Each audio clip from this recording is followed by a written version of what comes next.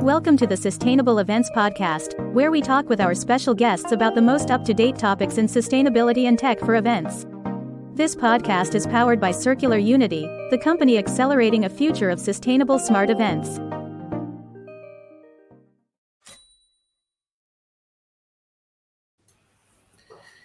Hello, everyone, my dear listeners, and welcome back to the Sustainable Events Podcast. I'm your host, Eduardo, also CEO at Circular Unity. And today we have a very special guest with us, Claire O'Neill. She is the co-founder of A Greener, before it was called A Greener Festival, and today is called A Greener Future. And she is a prominent figure in the events sustainability sector. Claire, it's a pleasure to have you today with us. And would you maybe give us some words about your history and who you are? Sure, and thank you. Thanks for the invitation and for the lovely intro as well. So I've been working, I guess, in sustainability in events and festivals for around 20 years.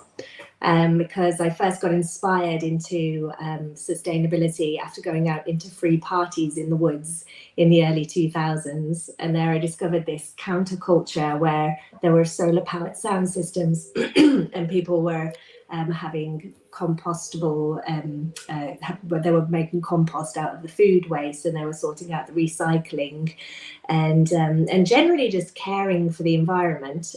There was also a lot of activism at the time, things like anti-war movements, animal rights movements, and I found it a really inspiring time. And at the same time, I was doing a degree in music industry management in Buckinghamshire in the UK. And I thought, well, I love music and I love the music industry, but I don't know if I want to dedicate my kind of life energy and expertise just to, say, running a festival or managing artists, or even though that would be fun. I thought we really need to do something about the situation with the environment. Because at the same time, I'd learned for the first time about carbon footprints and the Sustainable Development Goals. No, it wasn't Sustainable Development Goals. They didn't exist then. It was about sustainable development in general. And I thought, okay, how can I use the situation that I'm in, which is learning about music industry management and getting into that world of the music industry, and then also make it something that's going to be good for the environment. And my main love was the festivals, because that's where I could see people would come together in community. It's where you could be connected with nature, whether for better or worse. You know, you could be like up to your knees in mud or boiling and dusty and thinking, oh my God, where's the water? It was before there were a lot of professional festivals, I suppose. And I thought, okay, well, perhaps using festivals where I've seen these great actions, and also where I know we can feel really into our cause, that connection to each other and to the environment. Maybe that's a way that I can bring sustainability into through using the tool of the music industry. So I did my dissertation about festivals and the environment. And I was told at the time, you shouldn't write about that. There's not enough to write about. Maybe like look at marketing or something instead. And luckily my economics teacher, of all people, I bumped into him in the street and he was like, no, come on. You're like, of course, there's so much you can write about with the environment and sustainability. You just need to look elsewhere into other sectors and then apply it to the music industry. And I'm so glad I bumped into him that day because then I did do my dissertation about festivals and the environment, and that was in 2005. And then that became the foundation of A Greener Festival, because my lecturer was Ben Chalice, the lawyer for Glastonbury. He was teaching me copyright law and intellectual property. And he'd read, I asked him, I was pestering him, and I asked him to read my dissertation. And he said, well, what are you going to do with this now that you've finished? And I thought, well, I don't know, put it on a shelf. And he said, well, why don't we turn it into a website? Because there's plans to do stuff for sustainability in festivals and events, but nothing's actually happened yet on an industry level, that is. A lot had happened already, clearly, through like amazing things like Kingston Green Fair, Big Green Gathering, the Green Futures of Glastonbury. You know, the essence of festivals is sustainability, the true culture of it. But it hadn't been an industry thing as yet. So my classmate Luke Westbury turned the dissertation into a website. Still, if you go into the website now, which, as you mentioned at the beginning, is now agreenerfuture.com, which I can't get used to after all this time. On there, you can still see the research from the original dissertation, which is like, it's almost a relic now. But the funny thing is, there's still so much that's still relevant today. So in the meantime, since then, from a kind of like foundations of me in the industry perspective, I suppose, I was also the general manager for the Association of Independent Festivals for a long time, and that was dealing with all sorts of elements of the industry, from policing to security to all sorts, ticketing, scouts, and then I also did, I still am doing aerial circus performing. So that involves traveling as a performer as well. And part of that has been with Arcadia Spectacular, which involves having, sometimes 5 shipping containers out on tours with a lot of people and a lot of resources. So used to kind of dealing with it from that side as well, which has given quite a good, I suppose, rounded view of the sector. And in more recent times, we've started working with sports, with arenas, with all sorts of different organisations, even the Queen's funeral and Platinum Jubilee pageant. So it's been quite a journey from the raves in the woods. That is such there's somebody drilling outside the window. That always happens if I'm recording.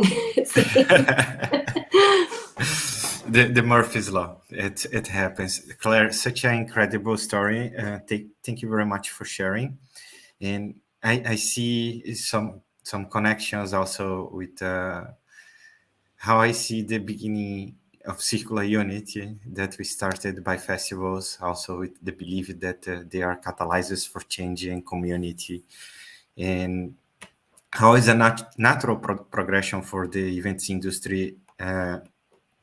That is not only the event companies or event festivals that are events in itself. Like every single company in the world makes events. They do product launches, they sponsor events, and so on. And sporting events are also types of events that are slightly different, but the frameworks can also be applied. And this goes from industry to industry, can be replicated in different ways. So completely in the same page with you guys to having broadened that perception of what AGF does. Really cool. I'll start with some questions. You just told about your story to us a little bit about the inspiration and how you went through. You wrote your paper and then transformed this idea that was in a paper into something real. It's incredible to see how far you came until now. And I would like to ask you, in your experience, what have been some of the most significant challenges in integrating what you wrote there in your dissertation into the industry to make events more sustainable? How did you manage to navigate this? It's been, the challenges have been varied and they've evolved. So in the beginning, we were really trying to just raise awareness and get people to even think about it, because I mean, obviously, like I mentioned, that there were real forerunners and like, really inspiring people out there creating sustainable solutions for living, not just for events. And then I could see that and wanted to bring it into the mainstream culture and into commercial events. So it was, how do we make that bridge? And there the challenge was to demonstrate that this is what people wanted, that it wasn't just a cost, but it was a potential saving for events as well. Because if we were more efficient, then we're going to save money. But also if the audiences want it, and that was the angle of my dissertation as well. I had in mind the likes of Live Nation, who were only just starting to buy festivals in the UK at the time. I thought, well, what's going to make them want to do things sustainably? It's not going to be a hippie ideal, although I'm sure there's some hippies in Live Nation. I'm not saying there isn't, but they would listen to, okay, if audiences want this to happen, then this is good business sense. And so that's why my dissertation focused on it being an audience need. So in the beginning, we did everything very much voluntarily. So that was difficult because everybody still needed to make a living. And so we were doing this all, like I'd say probably the first 7 to 10 years, we probably were working pretty much free on AGF. And then we're having to do other things in order to sustain ourselves, which isn't actually sustainable as an organisation. But it was raising awareness. So that was the challenge number one. And then the next challenge was that it started to, like, the world started waking up to it a bit more, to sustainability. And therefore our assessments and our work started to be used for things like people's funding applications or licensing hearings, or, you know, it was kind of becoming more grown up, so to speak. It wasn't just like, oh, are you doing these good things? Isn't it all great? It was like, actually, this is quite serious. So we can't just do this as a volunteer, like, nice thing to do, which was interesting because that's kind of the similar way that the perception of sustainability changed at the same time. It's no longer just a nice thing to do if you feel like it or if it gets put upon you, but it's an integral part of being able to organise events. So then we needed to make it more, like, have more full-time people and have much more robust systems. So for us, that was a transition moment, probably in around about 2013, 2014. And then since then, the challenge has been much more about, okay, so everyone knows something needs to be done now. We know what we need to do, and it's making it happen on a large scale. So the big challenges in more recent years have been related to getting all parts of the ecosystem to work together. And by that, I mean, for example, agents, managers, artists, with promoters, with venues, with the landowners, with promoters, and then all of the supply chain. How do we all cohesively work together to get this? Because we've got the same objectives. There was a period in time when there was a lot of finger pointing about, oh, well, we can't do anything until they do, and it's their fault over there, or, oh, the record labels. Let's have some shared responsibilities. Yeah, so it's been kind of bringing people together, and that's been something that we've seen in the last 5 years. Has been really great. So, at GEI, our conference, Green Events and Innovations Conference, that used to be very festival focused as well. I've been there last year. It was amazing. Yeah, nice. Are you coming this year? 27th Yes. of Feb. There's a plug. Yeah, so it's always a really good Sure, time. yeah. It should be more than one day, but then I'd rather not have to organise it myself if that's the case. But you can see there that it's not only the music industry as well, but all the different players are coming together and going, okay, we can really help each other here. And this is where it becomes exciting, because you realise actually what you've got at your fingertips and how much amazing change you can make. Because we've got such a strength here as an industry, you know, the voice that we have.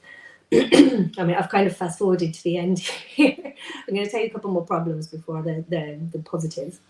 And that is with the way that the budgets are structured and the way that money moves and the way that deals are structured. It's built, it perpetuates a culture. So there's certain economic systems, I suppose, at play within the music industry, for instance, or the events industry as a whole, that leads to poor choices for sustainability. So, for example, it might be that a tour, the costs aren't working out. It's becoming a loss-making tour. So you might take an extra gig that's completely off the route, and you need to put a lot more emissions in order to make that gig happen, to make the economics stack up.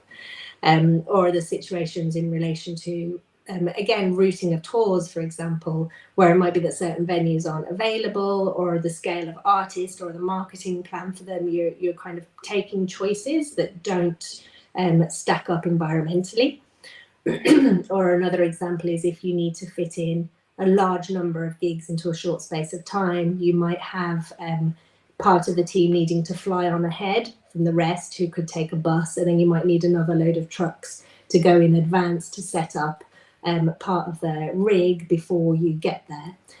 So these kind of things are not only not helping for sustainability, environmental sustainability, but also for well-being because of the fast pace and the pressure.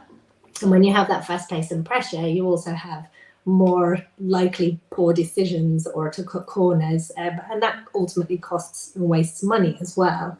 So I think a lot of the time now we're still in the operational part of the events industry, making the operations sustainable. But what actually needs to change is the entire way that the sector is structured in order to lend itself to more sustainable ways of operating, because money does cause action. So we need to think about where is the money flowing and how can we make that facilitate more sustainable ways of doing things. Then there's another element, which is an obstacle or challenge. So I've got a long answer to the challenges, it seems. Take your time. And that is the threat or fear of greenwashing. In more recent years, it's very heavily focused on. It's becoming a buzzword these days, right? Yeah, exactly. All the companies claiming to be green. I also see many of them that can back it up, and others without some substantial actions to back it up their claims. About that specifically, how do you identify genuine sustainable practices versus mere greenwashing? Well, What do you look at? So with the AGF, with the AGF assessments, we go first. There's a self-assessment process, and in that respect, anybody could write anything in there. Like, you wouldn't know whether that's true or not. So, but it's very, very detailed, which anyone who's completed it will tell you. They're like, oh no, not the AGF assessment. So we require a lot of information in advance from whoever it is that's applying to be audited. And then we have people come, beforehand we ask questions about what's been submitted there. If, for instance, we're told that there is a certain carbon removals project, for example, we would ask for all of the certification related to that to see what's happening and whether if they've actually been there on the ground and what kind of collaborations are happening there and evidence there is. Then we have assessors go onto site or into the venues as well, so they can see with their own eyes what's actually happening here. And sometimes that actually finds more positives that the organisers haven't told us about, that they don't realise is a good thing or something that they're doing unique. Yeah, so we find good things as well as things that haven't worked when we go onto sites. And then the next part is all of the evidence following the event, or if it's an annual venue, for instance, all of the bills, all of the certifications, things like waste transfer notes, or if there's been a purchase of renewable diesel, for instance, like HVO, then where is the certification for that? What are the sources? And then having a network also of sustainability professionals who are all working on this all the time in lots of different organisations in lots of different countries. So you get to know what is the best practice more broadly. And if there's like a red herring somewhere, then someone will have found that and then share that amongst the community. And the idea is that it's not trying to catch people out, but just so that it's such a difficult. Well, it doesn't need to be difficult, but there are complexities in trying to become sustainable or green, should we say.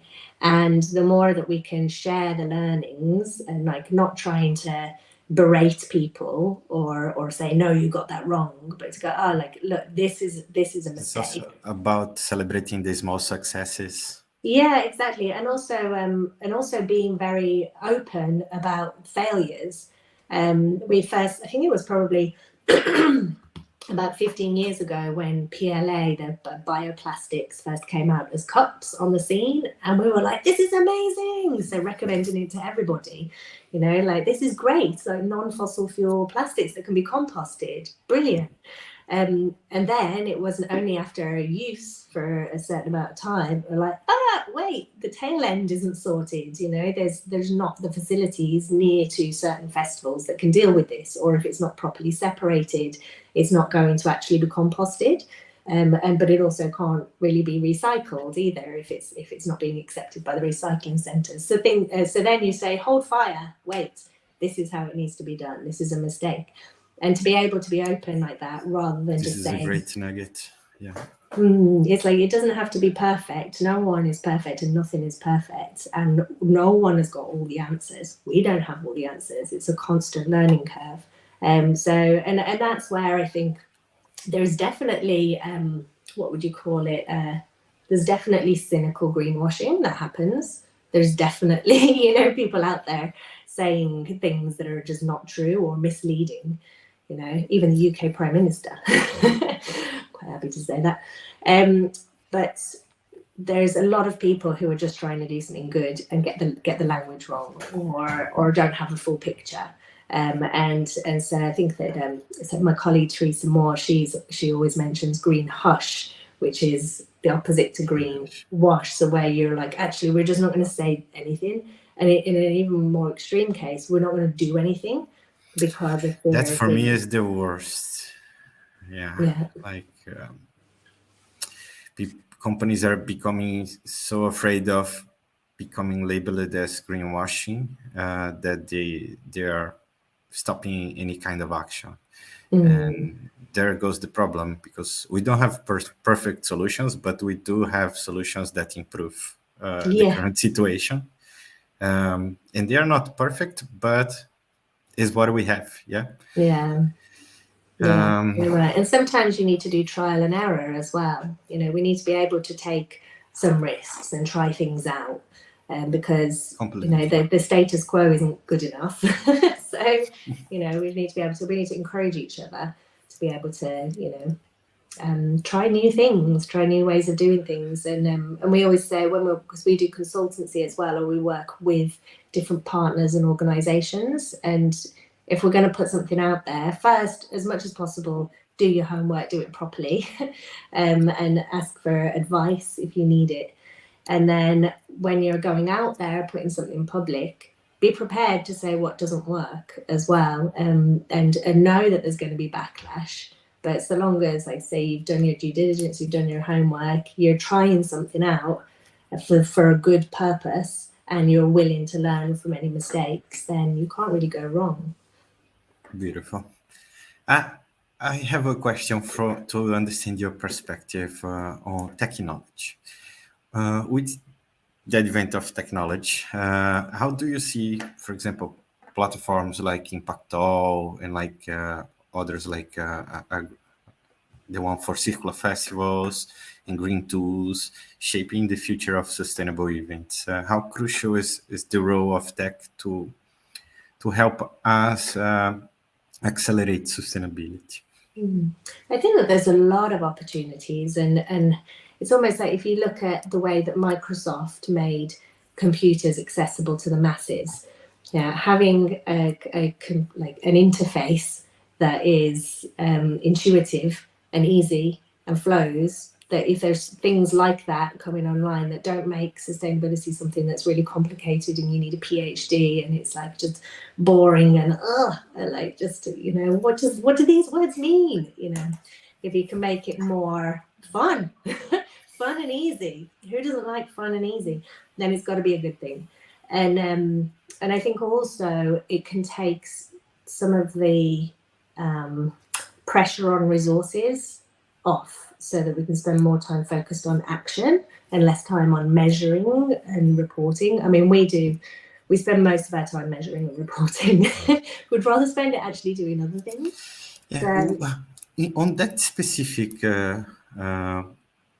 what I noticed, I talked to so many different players from different event segments, from sports to arenas to audiovisual to festivals, exhibitions, and so on. And this is the biggest problem that everyone tells me is time. It's not even money, because most of them now have sustainability budgets. And over 60% from a report I was reading yesterday have more than $50,000 per year to spend on sustainability in the events industry. But usually they either don't have the teams in-house, and also even when they have, it's necessary a lot of time to do all the calculations, understand what is to measure, generate reports, make sure the calculations are good using correct emission factors, that everything is documented and can be audited, so you can back engineer and see how each one of those calculations were done. Yeah.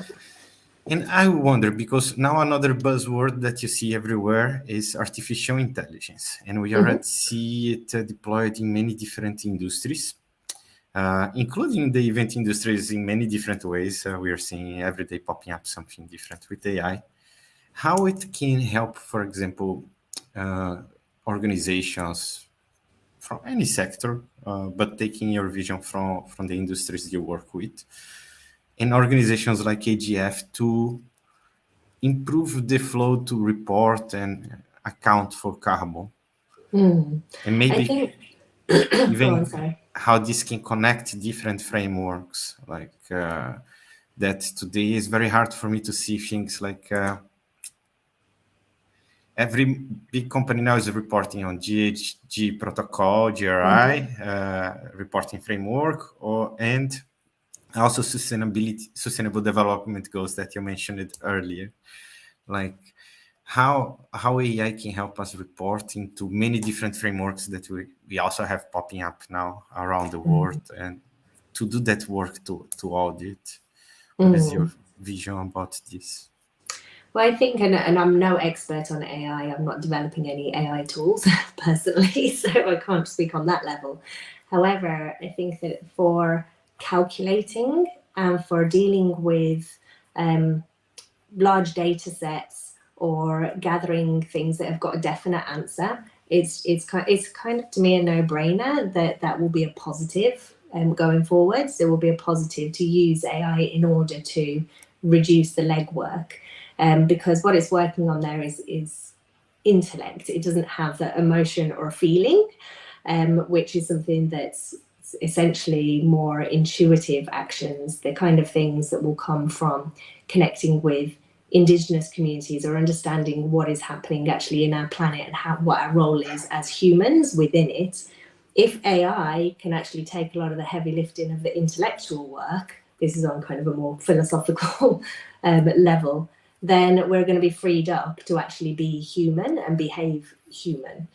At the moment, we spend so much time, I think, dealing with the calculation side of things with sustainability, because it's actually easier for us to deal with that. We can go, oh, sums, calculations, okay, we need to do sustainability. We can gather lots of information. We can look at spreadsheets. We can make calculations. We can come up with reports. Here, we're doing sustainability.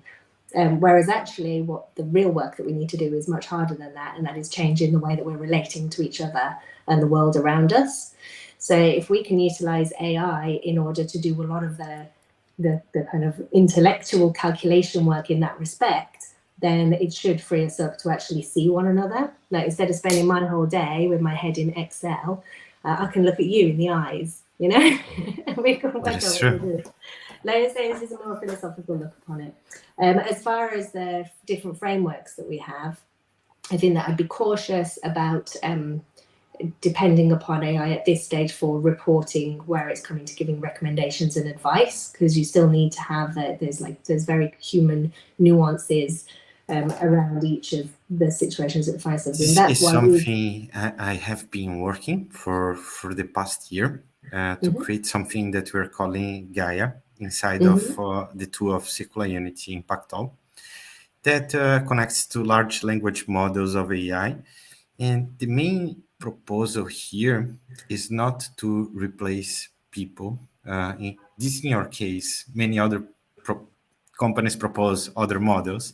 Our model is to empower as any kind of person that have either small or large knowledge in sustainability, either for the event, hospitality, sports industry, with a tool that can make it easy for him, her, or any other pronoun.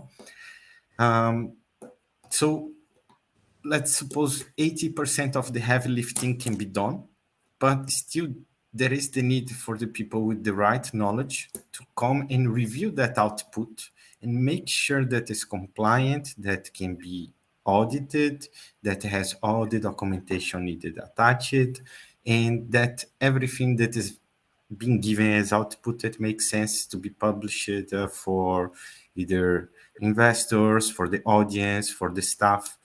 And on many of our tests now is we are doing on alpha period. For the next 6 months, we are using Gaia only with our closest partners, and in partnership also with different AI centers and institutes across the globe to make sure that it's trained ethically. It's very hard to decide what to train on and how to do it in an ethical manner. Here is the biggest challenge that we have right now. In terms of capabilities of what we see that it can do is from generating contracts for your suppliers, reading your data and summarize, humanizing it, making it simpler, or even speaking in your tonality or your organization tonality in real time. For gathering data from specifics, I want to see my events from January to March. How was their water consumption? How do they compare? Or I want to see the whole footprint. So it can really make sense of all these large amounts of data in a much faster way than as humans. Also, in the fact of generating reports can help quite a lot to speed up, but still, I completely agree with you, cannot replace the humans that are on the top to be the decision makers and to really make sense of what the artificial intelligence systems are giving as output. And how does it work on an input level? Like so what we found is the biggest mistakes or challenges, I suppose, that come from audits or assessments is not in the kind of calculations or the review, but it's on the quality of the input that goes in. Sorry, my battery just said it was low, but it's plugged in. Weird. Anyway, I'm still here for now.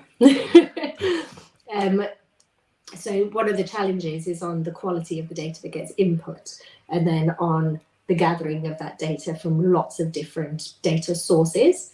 So in relation to, I mean, it sounds brilliant what you've described, but in relation to that, how does it get the information that's needed in order to know, for instance, what was your consumption from January to August?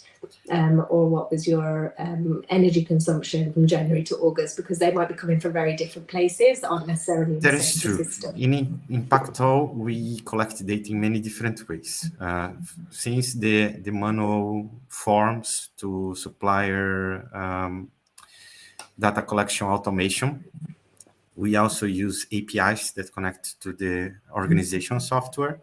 And we use IoT sensors that plug into the venues, arenas, into their energy meter, the generator, the water meter, to their vehicles, machinery, even to the waste bins or the big dumpsters can have small sensors that are sending the data of the resources that are consumed in real time. Same thing can be done with the organization ledgers. While they are making purchases, this is being calculated out in an automated way, also taking consideration the source of the materials, who is the supplier, the delivery, how this material was delivered, it was a product, it was a service, and so on. There are many different ways to automate the data collection. Some parts of the puzzle are not completely solved, but I would say that today it's possible to automate especially for bigger organizations, 80% of this heavy load. For smaller organizations or festivals, I found this to be harder, and usually they prefer to go with the old school spreadsheet, or they have a problem to account their inventory. Some prefer to have more accurate measurement. Others use more spend-based methodologies, because sometimes small events, they don't know what they purchased, but they always know how much they spent. produce the event. Mm-hmm. Which is something that I don't really like, honestly Yeah, we speaking. haven't on all of the festival assessments we've used, we never used spend-based. I don't like that methodology because it's the Mm. same as telling events and organizations that to be more sustainable, they need to spend less money.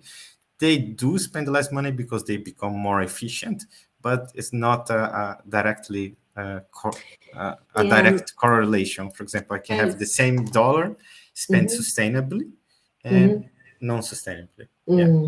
And that's reminding me of something you said earlier, actually, about how organizations, sorry, excuse me, I'm still recovering from boom dust, and that was many months ago.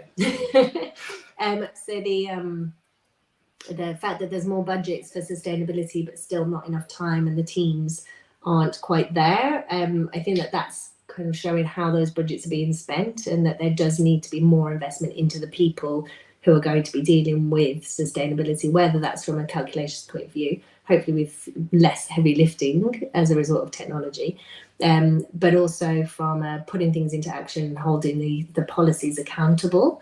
One of the things that we look at when we do when we're looking into an event or a tour or a venue is look at where is the budget being spent, and how much of that budget translates into fossil fuel investment, and how much of it relates into creativity or translates into people.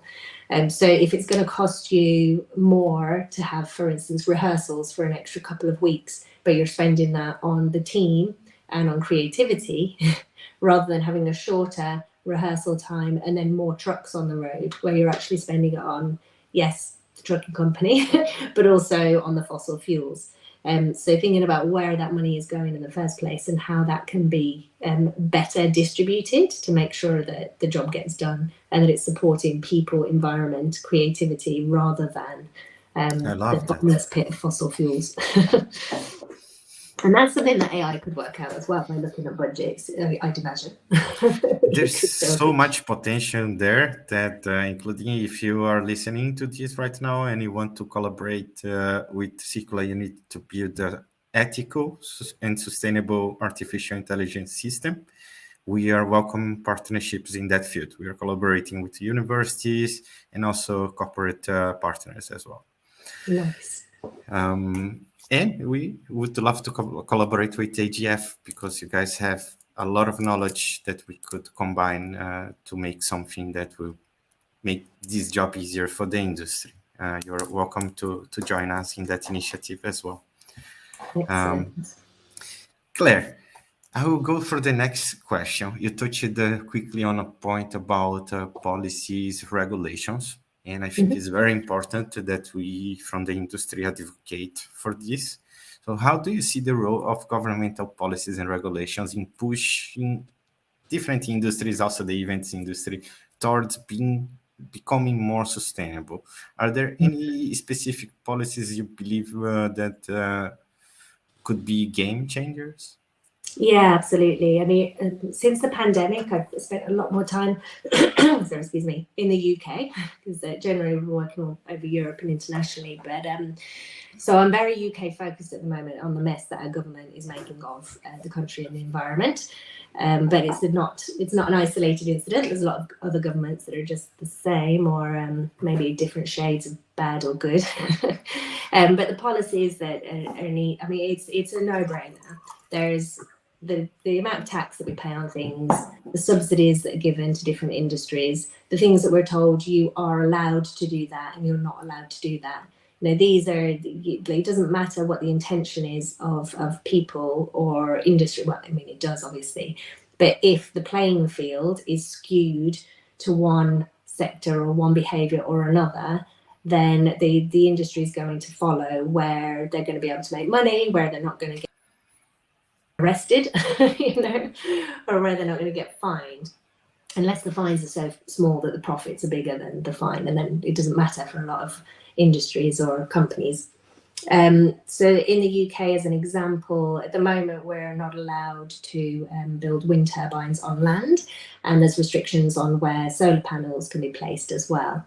It's much cheaper to fly than it is to take the train and there's subsidies and investments. I like what France did with the national. Yeah, with if you can get a train there within, was it 4 hours? You can get a train within 4 hours, then you're not allowed to fly. Was that them? Yeah, so I'm not sure of the distance right now, but yeah, I can plug in the comments. Yeah.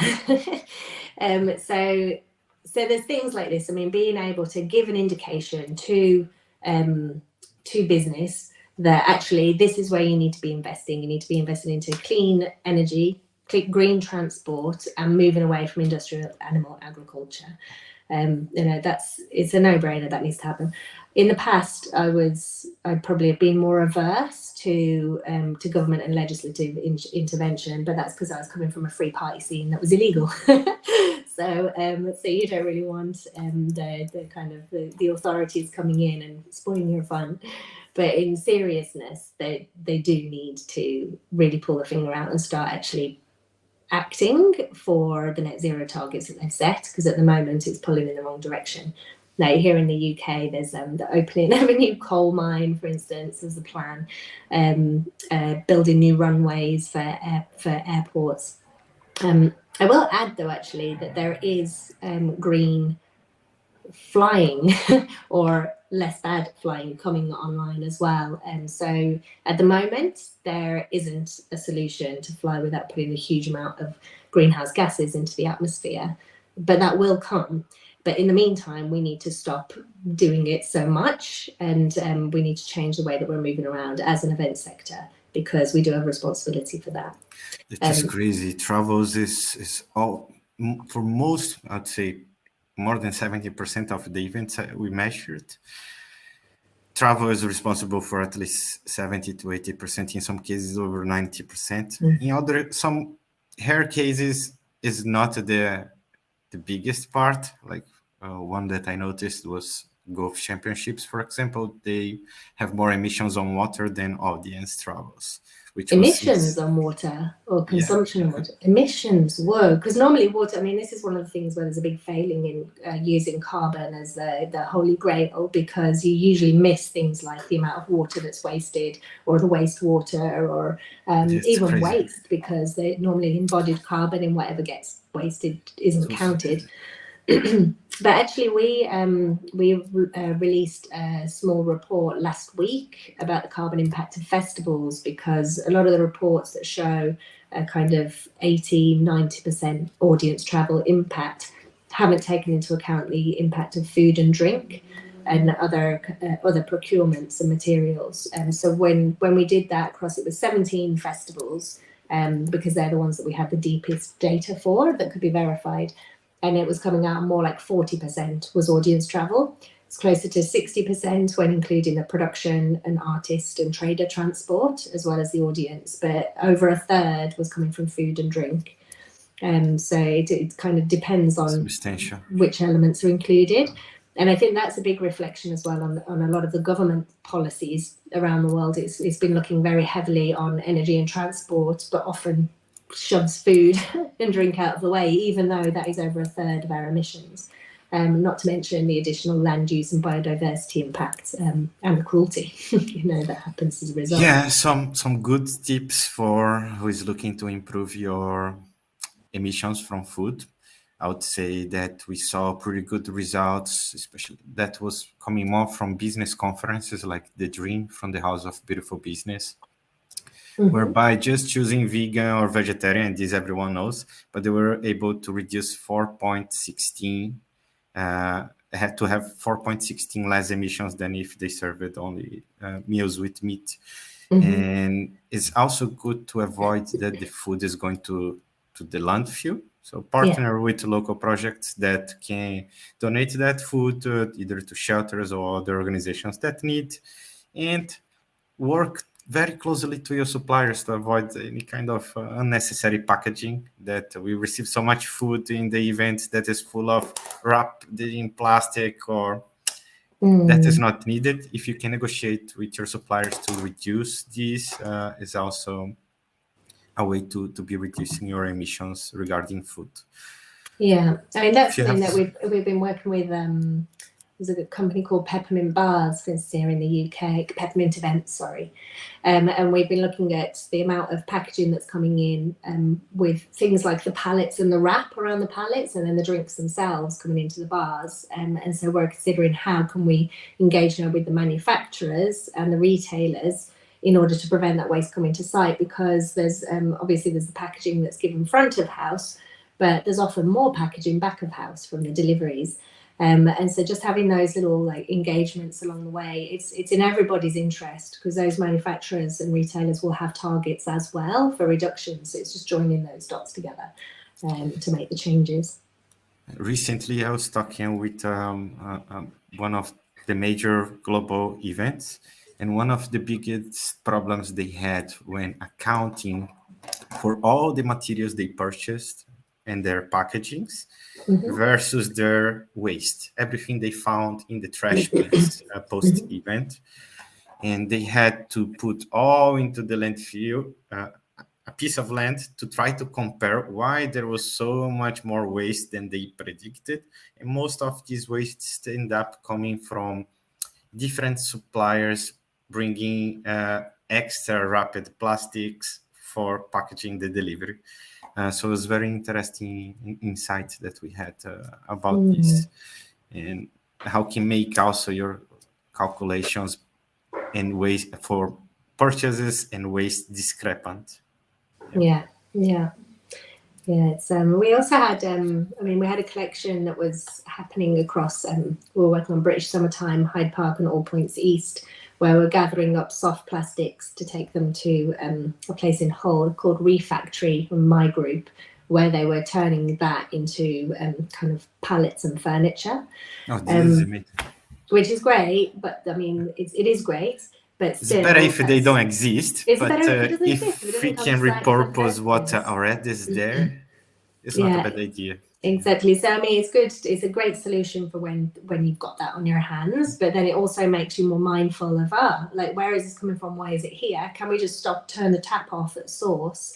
And then another thing that I think needs to happen more in the industry is responsibility of the producers. I don't mean the event producers, although obviously they need to be responsible too. But I mean, for instance, if you're making a product to get sold en masse to events that doesn't have isn't easily recyclable, then it shouldn't be the team of the event that is having to go around and try and segregate that and sort it and find a solution. There should be a solution coming from the producer. So if you make something that's going to go out en masse into the world that's difficult to recycle or that needs to be upcycled, you should have solutions for that you then provide to the people that you sell it to, rather than just leaving it in their hands to go, I need to find, like, what am I going to do with all of this now? Especially if you have sometimes there's a minimum order on things. So people are forced to order more than they need. There has to be take back and reuse and upcycling solutions. I can't imagine producing stuff and putting it out in the world and not being responsible for it. It's outrageous. I'm outrageous with you, Claire. I have two final questions for you, because it seems that we already went for quite some time. So I'll shoot them. One is, for those, we see more and more professionals who want to do let's call it the green transition, yeah? They are coming from many diverse areas with also a diverse background, and they are looking to work with something that is aligned with what they believe. For those that are looking to make a mark in the sustainable event sector or any other industry related to sustainability, what advice would you offer to them? How can they make a meaningful impact? Well, I'd say it depends on what their kind of passion and unique perspective is. And from my perspective and the experience that I had, I was in a place where I was on one path and I was passionate about another one. So rather than thinking, I'm going to jump off this path onto that one, I thought, okay, how can I use this path that I'm on or build a bridge? Because they seem to be different worlds. And if you can find that kind of sweet spot that builds a bridge between two seemingly different worlds, then you're probably producing something that A, you're really passionate about, so you're going to have the energy for it, and B, it's probably going to be like new or unique, or you're adding something. So that's one side, like one way to look at things. And then everybody has got a completely unique perspective on the world, every single person. So just thinking about, well, what are my passions, and then what is my unique vantage point. And then aside from that, there's a huge gap in sustainability skills and stuff. We were talking about the resource problem. So if you want to go out and learn about, like, thinking about what area most attracts you, and then there's so many courses now, there's so many organizations that need people.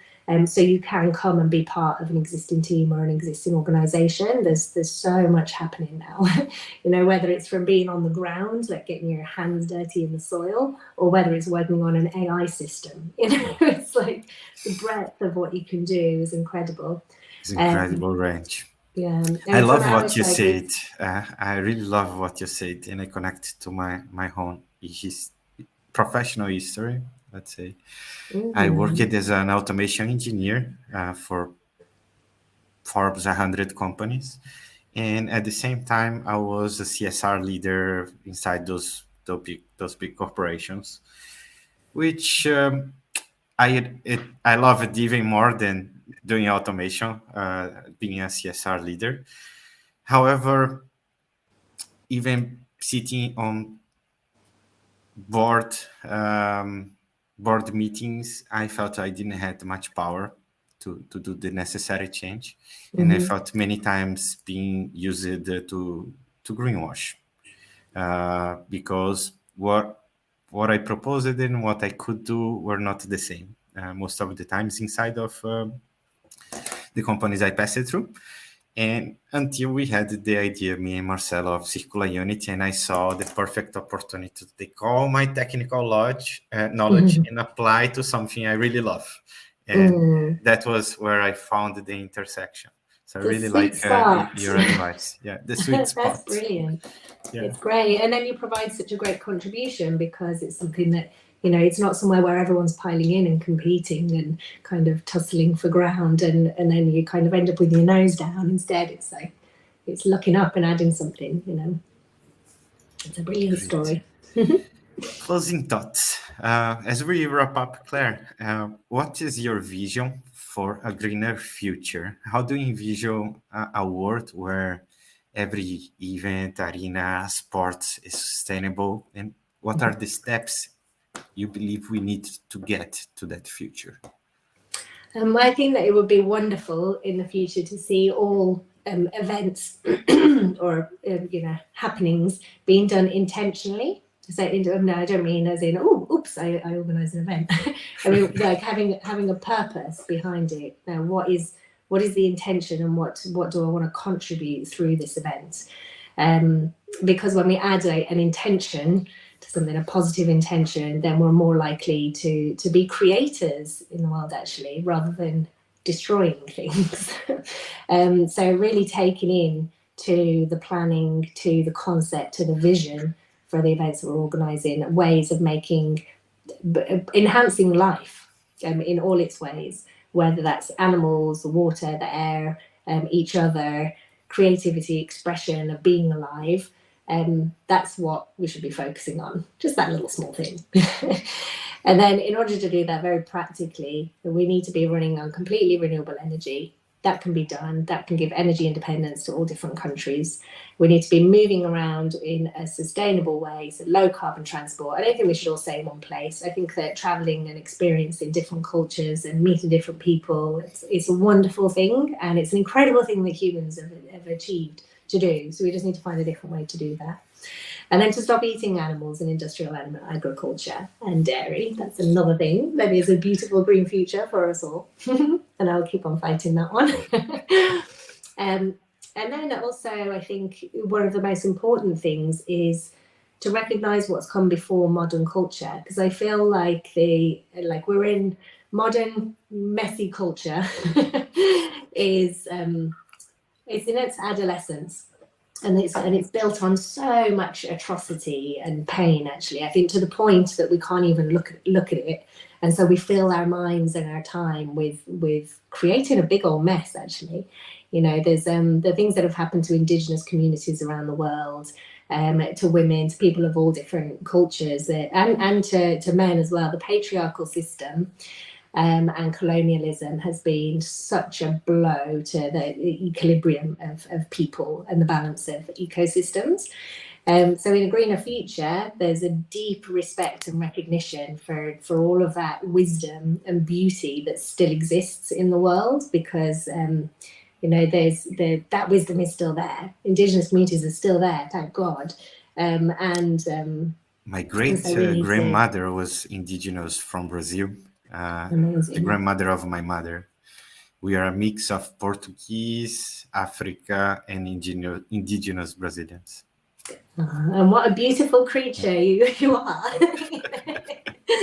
So I think recognizing and reconciling the kind of the pain that we've had over the last number of centuries, so that then you can take, or if for instance what you were describing in relation to technology, if we can take the good from that and find positive uses for it, then all of this pain and suffering hasn't been in vain, because you can combine the fruits of all of this crazy activity of the last 500 years with the wisdom and beauty of the elders who are still here, and then we can have a beautiful greener future.